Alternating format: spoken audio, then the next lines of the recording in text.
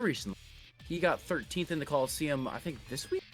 Might have been. Damn, the Coliseum is huge. That is huge. There are so many players that are signing up for that. Like 300 players signed up. A lot of them do get DQ'd just because so many players signed up in advance and kind of forget. The same thing's going to happen in our series too, probably.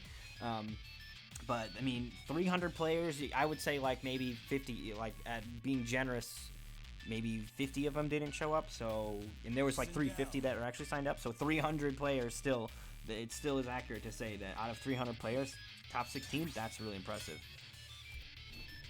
Yeah, using Scorpion. Yeah, character Reborn that is traditionally kind of looked at as being weaker, but in a lot of players' eyes, you see him toward the bottom of tier list, but Justin's making it work for him here so far. Yeah, he plays a very aggressive Scorpion I've seen. You see a lot of players try and use Reborn, and it's like gonna kind of go away, teleport really far back, play the space, but Justin, he's aggressive. He wants to get in there. Yeah, absolutely. And Koisy, on the other hand, doesn't really need an introduction. We all know who Koisy is. Yeah, instead of Setron, Sindel. We are very aware of who Koisy is. Definitely the biggest upstart here on the Nightmare Series, both in terms of the tournaments I ran before and when we officially dubbed it the Nightmare Series. Koisy won 4 of the qualifying events for the Nightmare Series last season, and looking to potentially claim a whole bunch of victories here in the next season. Right now, though, Justin's looking to get in his way of that prophecy.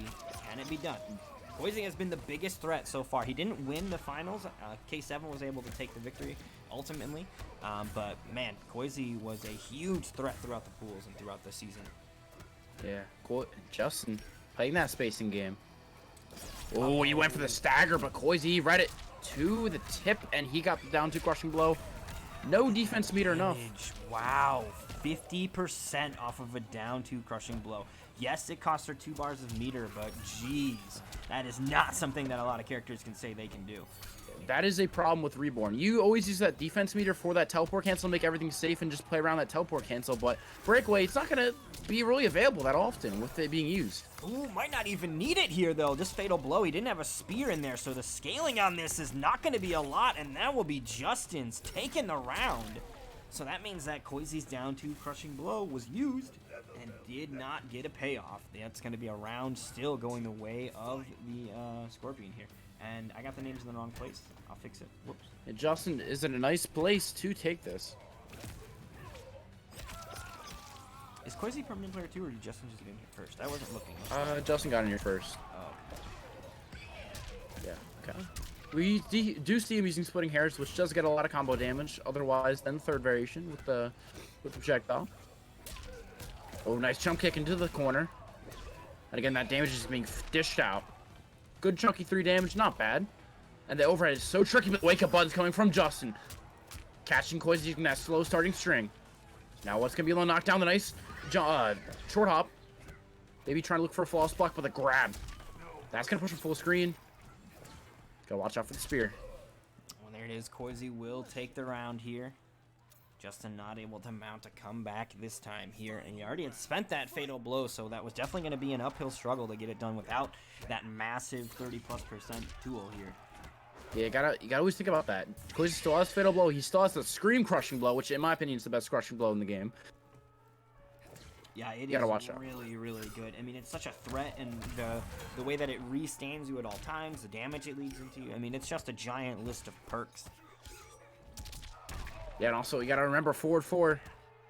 Is it gonna be used for forward 4 up 3? Is it just gonna be forward 4 by itself? Yeah, forward 4 is a really good stagger string too that we see a lot of solid Sindel players using. It just advances so far that it's a great way to kind of close the gap, safe on block typically. Really good string. Yeah, one of the best strings she has. And you always see Koisy, he's trying to spam that down 1 just right next to him, just waiting for that Reborn cancel. Because that will, as soon as Reborn tries to cancel his teleport, the down 1 will catch him. Ooh, okay, I like that idea actually. So what he's basically doing is if Scorpion teleports, she'll turn around and do the down 1 the other way. Yeah. Likely. So he's just kind of fishing it out there, throwing it out there, knowing that if you randomly teleport on me, my character is going to be putting out a limb to kind of deal with that, especially if it's a teleport cancel. Now Justin, he has to be careful. Any hit's going to do it in the down 1. There it is. We've seen it about 1,000 times this match, and that's how it's going to close out the match. So Koisy will take game 1 here with Sindel.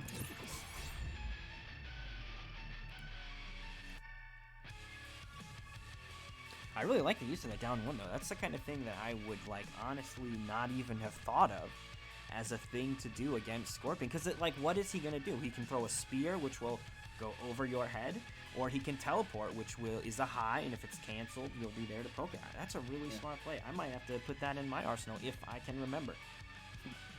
And also, you got to remember, is Justin at that point had such low life. A down would literally killed him. So no matter what, he could not teleport cancel. He couldn't even take the down one. And Justin, him and his brother are both Scorpion loyalists, so not expecting a change. Yeah, they're both really solid Scorpion players, too. Both of them, I believe, qualified for console combat, which was huge. Yeah. So really, really big ups to them. Definitely repping the Shirai Ryu in a really strong fashion. Oh. Controller. Oh, Dream, you gotta watch over your controller. No, it didn't die. It's not dying. It's plugged into my Xbox, so it hasn't been dying, but I guess it does fall asleep. I guess it does still do some kind of weird falling asleep. Now we know. It's not dying, though. That's good. RDT Jump gave me the tech to keep it from turning on. Because it used to turn off all the time. Now, we see Koisy really controlling the pace of the match. Just because of that down one. And the forward four. So he's really afraid of the teleport canceling because of the down one. But then also he's afraid to move that forward. The range on it is just so far that he cannot take a step. Spear flies over his head. Oh, he tried to bait it. He tried to whip punish it. And then just throwing that down one out there. It's so discouraging. Justin, I feel like just by doing it, it's sort of sending a message. It's like, fucking teleport. I dare you.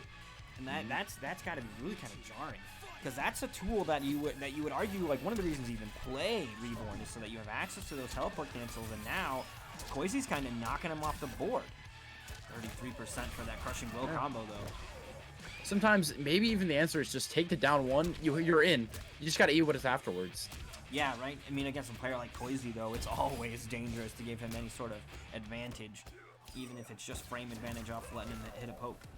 And a smart play by Koisy blocking the up three, and also smart play from Justin not doing a up two. So if he did up two, that would have been a full combo punish for Koisy. Oh, and again with that overhead hair whip. He's trying to bait it, so if Justin pokes back with a down one of his own, that actually the crushing blow will come out on the overhead. But now once again, and the flip kick connects yet again here for Koisy.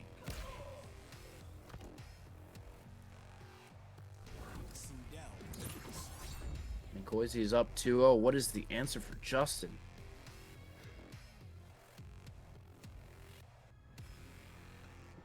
I mean, do we think that Justin has potentially another character in the arsenal he feels comfortable with? At this point, it starts to become one of those things where Koisy is such a threat that you can feel like it can. I've definitely felt like I just need to do something different. Like, Koisy is reading my mind right now. He has been into the future where I play Noob Saibot and knows what's going to happen. So if I can maybe bust out like a crazy wild pick that I'm going to play different from everybody else, that might be what it takes to kind of throw off Koisy's immaculate defensive strategy. Because that's one of the things about Koisy is he's such a high caliber player that it's really difficult to kind of find your groove. And in fact, you can find your groove, but what will happen normally is Koisy will find your groove too. That's the thing. Koisy will see, oh, this is what you do, and then he'll respond accordingly, and he'll kind of push you into this position where you need to constantly be adapting on the fly, and sometimes that can be difficult to do.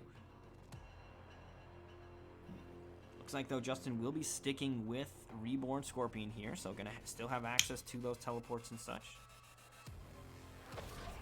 It's hard to say. He's been a loyalist for so long.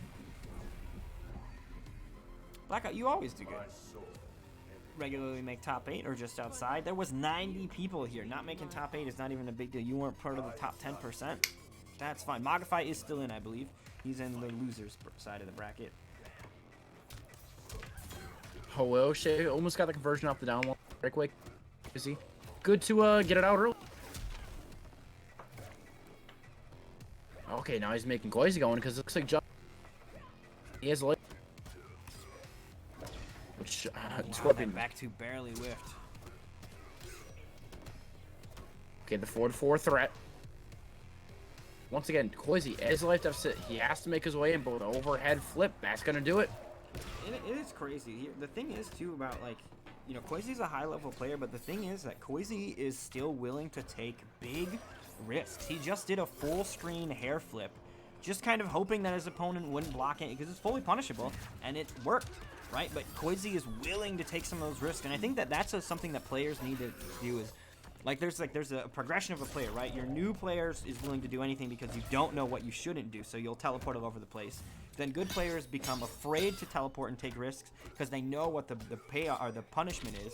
And then when you get to another level, you start to be willing to take those risks sometimes because you're confident that you can deal with the punishment, and you know that you have to just sort of throw off your opponent's game plan. And part of that is by being unpredictable and taking big risks. Yeah.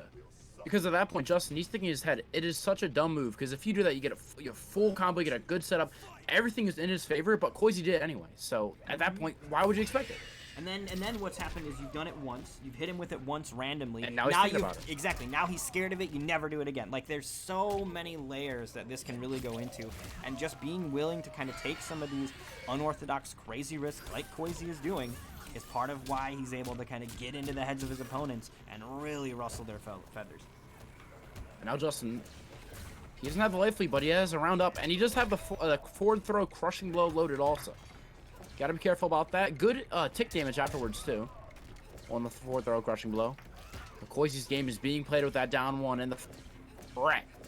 Also, when you stop calling them tornos, every fucking time you say that, I'm like, there's no tornado anywhere near me. I live in Illinois, it's a scary place, and you're trying to give me PTSD. The fuck is a torno? There's a U in the word tourney. Like, there is a word for shortening the word tournament that has been already established. It is tourney. And you say torno for some reason. There's so many other words you could use. Yeah. Okay. He's telling Justin he can't stagger. He's going to check him with down one. Nice throw tech. With a crushing blow coming out from the 4-3-4.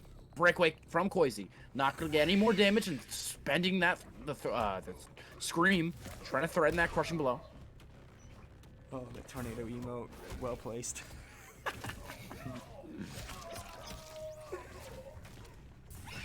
Oh, again, trying to throw out that scream crushing blow, but just not pressing a button. No counter hit here. It's so scary too, and the thing is it works at such good ranges that it's the kind of thing that Sindel players can, like, I'm gonna fish for it, and if it doesn't hit, whatever. Like, it's not a big there it hits full screen. Exactly. And it's not like you lose it when it whiffs. You know what I mean? Like, it's not like you had to have it and then, like, you had it, like, charged up and then you have to recharge. Like, no, it's just like I can just keep on fishing for it. That crushing blow is so good. Honestly, there's no downside. There is no downside from it. So, and what's so, like, the one mark I like to say is it restands. That is the best part. Mm-hmm. It's a restand that leads to tons of damage. It's so good. It's so good. One of the best, if not the best, KBs in the game. I'm trying to think of other really great ones that, like, Spawn's new throw one is actually really good, but it's got too many restrictions on its activation, whereas the Scream KB just it's usable anywhere. Like, you can use it to anti-air, you can use it to punish certain things. Like, it's got such